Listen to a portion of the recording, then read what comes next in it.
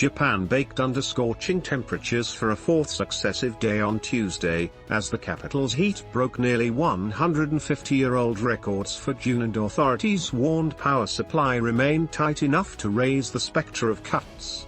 Temperatures in the capital hit 35.1 degrees Celsius after 3 successive days of temperatures topping 35 degrees Celsius, the worst streak of hot weather in June since records began in 1875.